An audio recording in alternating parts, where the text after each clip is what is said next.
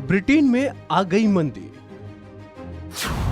सुनक सरकार ने बनाया प्लान। जाने कैसे निपटेगी सरकार। पिछले काफी समय से दुनिया भर के अर्थशास्त्री जिस बात की आशंका जाहिर कर रहे थे, आखिरकार वो बात सच साबित हो ही गई। दरअसल ब्रिटेन मंदी की चपेट में आ गया है। इस बात की जानकारी खुद सुनक सरकार में वित्त मंत्री जेरेमी हंट ने दी है। इसके साथ ही उन्होंने इस मंदी से निपटने के लिए भी सरकार के प्लान के बारे में भी जानकारी दी है। दरअसल खबरों की माने तो मंदी पर काबू पाने के लिए प्रधानमंत्री ऋषि सुनक की सरकार ने कई कदम उठाने का ऐलान किया है, जिसके तहत सुनक की सरकार ने 5500 करोड़ पाउंड का फिस्कल प्लान पेश किया है। बीते दिन वित्त मंत्री जेरेमी हंट ने सरकार के इमरजेंसी बजट का खुलासा किया, जिसमें टैक्स की दरों में बड़ी बढ़ोतरी की गई है।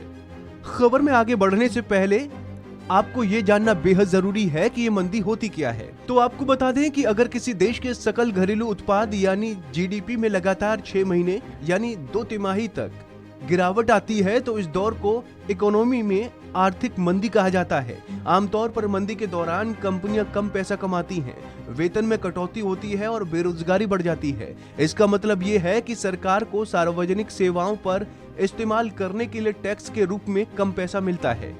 वहीं एक्सपर्ट्स का मानना है कि ब्रिटेन के लिए मुश्किल समय है, क्योंकि जब से ऋषि सुनक ने प्रधानमंत्री का पद संभाला है, उसके बाद से ही लोग इस बात का इंतजार कर रहे थे कि वो महंगाई से निपटने के लिए कैसी पॉलिसी लेकर आते हैं। अब सभी की नजर इस पर है कि टैक्स बढ़ाने का फैसला क्या सही साबित होगा, क्योंकि शॉर्ट टर्म में तो राहत नहीं मिलने वाली है।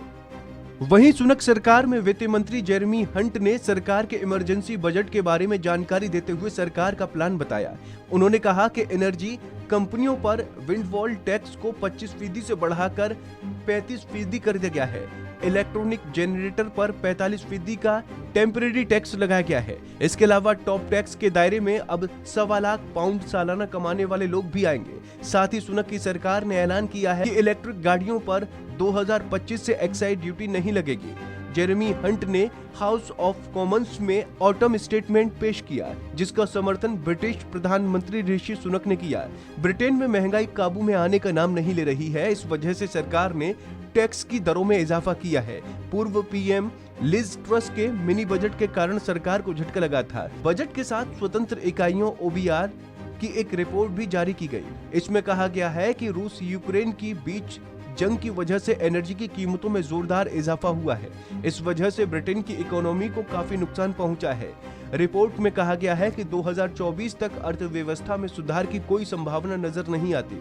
गौरतलब है कि इससे पहले 28 देशों के समूह यूरोपीय संघ के अधिकारियों का कहना था कि 2022 की आखिरी तिमाही में यूरोप में महंगाई अपने चरम बिंदु तक पहुंच सकती है।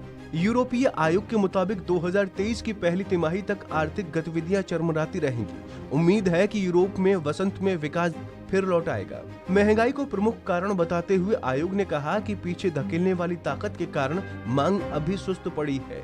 आर्थिक मंदियां भी खाली पड़ी हैं। 2023 में विकास दर 0.30% तक जा सकती है। तो ऐसी ही तमाम अपडेट्स के लिए आप बने रहिए वन इंडिया हिंदी के साथ।